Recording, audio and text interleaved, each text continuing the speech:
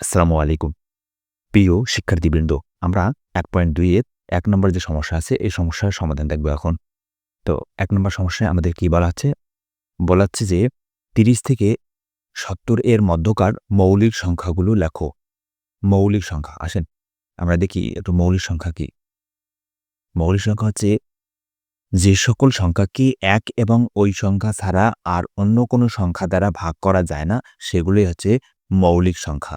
যেমন আমরা যদি দেখি এখানে ৭। আমরা ৭ কে কি দ্বারা ভাগ করতে পারি? ১ দ্বারা ভাগ করতে পারি। তাহলে ১ দ্বারা ভাগ করলে ৭ একে ৭। আবার ৭ কে আমরা ৭ দ্বারা ভাগ করতে পারি। ৭ একে ৭। দেখেন এই ২ টা ছাড়া ১ এবং ৭ ছাড়া ৭ কি পৃথিবীর আরো অন্য কোনো সংখ্যা দ্বারা ভাগ যাবে বা সম্ভব? না। ভাগ যাবে বলতে এখানে আমি নিঃশেষে বিভাজ্য পাওয়ার কথা বলতেছি। মানে কোনো ভাগশেষ থাকবে না। এরকম কি সম্ভব? সম্ভব না। তো এই যে সংখ্যাটাকে এই ৭ সংখ্যাটাকে বলা হচ্ছে মৌলিক সংখ্যা। তো এরকম যতগুলো সংখ্যাই আছে না কেন, যেগুলাকে ১ এবং ওই সংখ্যাটা ছাড়া আর অন্য কোনো সংখ্যা দ্বারা ভাগ যায় না, সেগুলোকে বলা হয় মৌলিক সংখ্যা। ঠিক আছে? তো আমাদের এখানে ৩০ থেকে ৭০ এর যে মধ্যকার মৌলিক সংখ্যাগুলো আছে, সেগুলো লিখতে বলা হইছে। তো চলেন আমরা একটু দেখি। তো দেখেন, এখানে আমাদের প্রশ্নের উত্তর হচ্ছে এরকম করে আমরা লিখব যে ৩০ থেকে ৭০ এর মধ্যবর্তী মৌলিক সংখ্যাগুলো নিচে দেওয়া হলো। ৩০ থেকে ৪০ এর মধ্যে হচ্ছে যে ৩১ থেকে ৩১, ৩৭, ৪০ থেকে ৫০ এর মধ্যকার মৌলিক সংখ্যা হচ্ছে যে ৪১, ৪৩, ৪৭, ৫০ থেকে ৬০ এর মধ্যে ৫৩, ৫৯, ৬০ থেকে ৭০ এর মধ্যে হচ্ছে ৬১, ৬৭। এগুলো হচ্ছে আমাদের ৩০ থেকে ৭০ এর মধ্যকার মৌলিক সংখ্যা। এভাবে আ লিখলে হচ্ছে যে শিক্ষকদের বুঝতে সুবিধা হবে আপনাদের। এজন্য আপনারা এভাবে গুছিয়ে লিখবেন। যদি আপনারা মনে করেন যে আপনি এভাবে লিখবেন না, আপনি সিরিয়াল করে লিখবেন ৩১, ৩৭, ৪১, ৪৩, ৪৭, তারপরে ৫৩, ৫৯, ৬১, ৬৭ এভাবে লিখবেন। মানে এই কথাগুলো লিখবেন না, তাও আপনি লিখতে পারেন। ঠিক আছে? তো এভাবে লেখাটা উত্তম হবে। তো আপনার যেটা ভালো লাগবে সেভাবে লিখবেন না। তো এই হচ্ছে আমাদের আ ১ নম্বর যে সমস্যা, এই সমস্যাটার সমাধান। এরকম আমাদের আরো একটা সমস্যা দেওয়া আছে, আ কাজ দেওয়া আছে। তো এই যে কাজটা, এটা আপনাদের বইয়ের ৬ পৃষ্ঠায় দেওয়া আছে। ঠিক আছে? ৬ নম্বর পেজে দেওয়া আছে।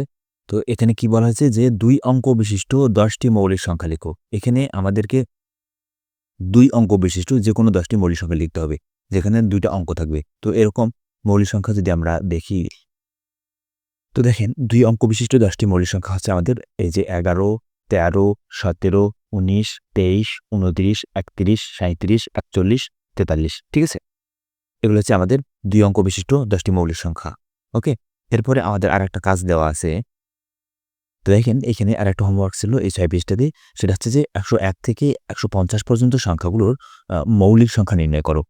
তো ১০১ থেকে ১৫০ এর মধ্যে মৌলিক সংখ্যা দাঁড়াচ্ছে ১০১, ১০৩, ১০৭, ১০৯, ১১৭, ১২৭, ১৩১, ১৩৭, ১৩৯, ১৪৯। ঠিক আছে? এগুলো হচ্ছে ১০১ থেকে ১৪৯ এর মধ্যবর্তী মৌলিক সংখ্যা। ওকে? এখন আ আপনারা অধ্যায়ের যে সমস্যা এটা দেখলেন। এটার আলোকে যে ২ টা কাজ দেওয়া ছিল, সেই কাজ ২ টো দেখলেন। এখন এরকম একটা হোমওয়ার্ক আপনাদের আমি দিচ্ছি। এটা আপনারা শেষ করে ফেসবুক গ্রুপে জমা দিবেন। তো এটা হচ্ছে আপনাদের আজকের হোমওয়ার্ক। কি আছে এখানে ১৫১ থেকে ২০০ এর মধ্যে যে সকল মৌলিক সংখ্যা রয়েছে তাদের খুঁজে বের করো এবং পর্যায়ক্রমে লিখো। এই কাজটা আপনারা করবেন। করে আমাদের যে ডেসক্রিপশন বক্সে গ্রুপের লিংক দেওয়া আছে এখানে জয়েন হয়ে জমা দিবেন। ঠিক আছে?